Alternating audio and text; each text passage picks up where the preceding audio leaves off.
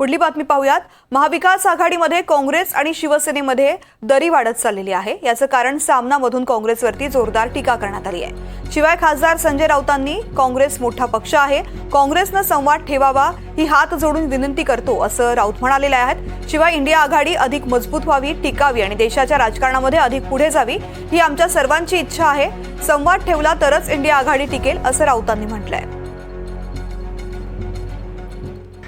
पण गेल्या काही दिवसापासून आमचे काही घटक पक्ष हे या भूमिकेत आहेत की संवाद तुटलेला आहे, तो डायलॉग हवा।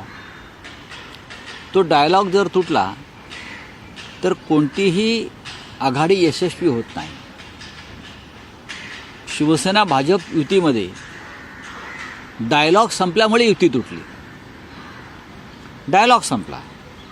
2019 साली योग्य प्रकारे कम्युनिकेशन आणि डायलॉग झालं नाही, त्याचा परिणाम हा युती तुटण्यात झाला।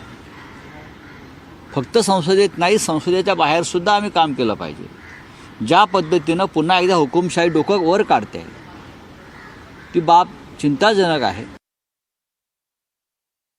इंडिया आघाडीमध्ये 30 पक्ष आहेत। साधारण 30 पक्षांशी संवाद ठेवण्यासाठी काही जबाबदार नेत्यांची नियुक्ती झाली पाहिजे, हे माननीय उद्धव ठाकरे साहेबांनी अनेकदा सांगितलेलं आहे। इंडिया आघाडीच्या बैठकीमध्ये इतर सुद्धा प्रमुख नेत्यांनी हा विषय मांडला होता।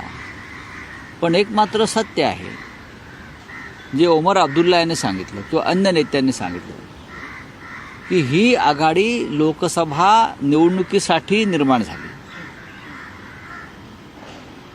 हे जरी खरं असलं तरी देशाच्या राजकारणामध्ये इंडिया आघाडीनं लोकसभा निवडणुकीमध्ये चमकदार कामगिरी केली। नरेंद्र मोदीचं बहुमतच संपवून टाकलं लोकसभेतलं, म्हणून ही आघाडी टिकायला पाहिजे।